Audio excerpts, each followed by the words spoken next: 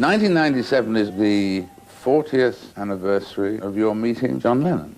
Clearly, the idea that he was the avant-garde one and you were the one who was more approachable, and he was the acerbic one all the time and the cynical one all the time, and you were not. And I mean, it was not as simple as that, was it? No, I think, you know, when you look at anyone who gets famous, people pigeonhole them.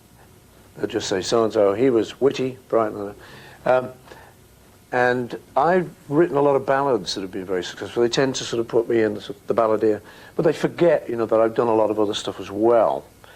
It's, at least they give me credit for something, you know, so it's not too bad. But yeah, the truth was that when John and I were together, we're much more equal. When we get in public, his front would come down. I never needed it because my family in Liverpool was very sort of comfortable, and you were quite confident to be around people. John was always having to fight. He was always having to put up a front. And, oh yeah, what do you mean? And he always suspected, so he had this acerbic wit, they called it, as a defense mechanism, I'm sure. And it was only later, you know, after really we'd finished working together, that I started to realize where it all came from. I mean, his father left home when he was 3. It didn't happen to me. My dad was always there. He was living with his aunt, his maiden aunt, and the uncle died. So John said to me later, he said, I started to feel like I was a jinx on the male members of the family, you know. Every time John showed up, they died or left, something, you know. And obviously that goes for a young brain. So, yeah, he did grow up with that. But when we were private and together and there was no need for that, I could just as often be the sort of baddie in the situation. And he could be a real soft sweetie, you know.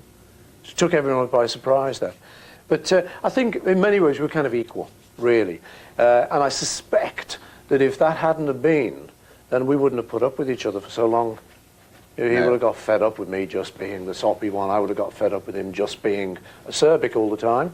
Yeah, yeah. You know, so I think, you know, we were very good for each other. Yeah. And it'll come out again. But the other thing, obviously, is there was no Rodgers and Hammerstein in it, in that you could both write and you could both write words and music. Yeah. Well, when we got to America, the first question was, well, who does the words, who does the music? You know, because everyone had always seen words by music. We said, well, I don't know, he does them someday, I do them the other day, you know, it depends really. I'll do the music and we'll swap and so on. They used to say, what's your formula for hits? We said, well, you know, we hope we never find one. Because it gets very boring if you know. The other thing is we said we'd bottle it. But, you know, it was, you know, life, it's much more grey than black and white. And with John and I think we were a great team. We enjoyed working with each other. I think that's a great secret. We used to do 3-hour sessions normally. I'd go to his house or he'd come to mine. We'd sit down for about 3 hours. One of us would normally have a bit of an idea. I'd just arrived at his house out in Weybridge. He'd be getting up. That'd be the signal for him to get up, you know, and have a quick coffee, and then we'd be into the thing. What was the very first song you ever wrote? Yeah, when I got the guitar, I learned 3 chords. One of them was G, which is it's very simple form. It's just one finger, and you move it down a bit, and you get a G7. It's almost a chord. It was good enough for me. And then there was a C, and F actually, 4 chords. Wow, amazing. And what did you write? And I wrote a thing called "I Lost My Little Girl," which was my first song ever. I woke up late this morning, my head was in a whirl. Only then I realized I'd lost my little girl. Her clothes were not expensive, her hair didn't always curl. But, lost my little girl. Well, that's her hair didn't always curl, was stretching it, I thought. Yeah, but was pushing it. But yeah, it was a start, you know, you've got to start somewhere. And the first 2 songs, Love Me Do and then Please Please Me, which went to #1. Who wrote those? Did you do those together? Or? John and I, yeah, at that time we were writing pretty much everything together.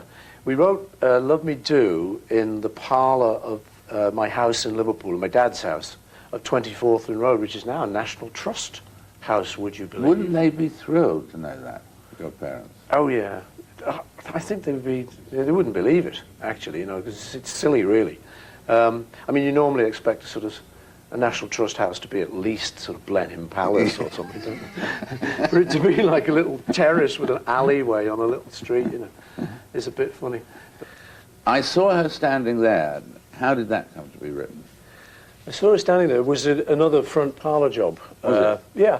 John and I would get off school, not always with the permission of the teachers, and we'd go there, because my dad would work. So that meant the house was free. He was out at work.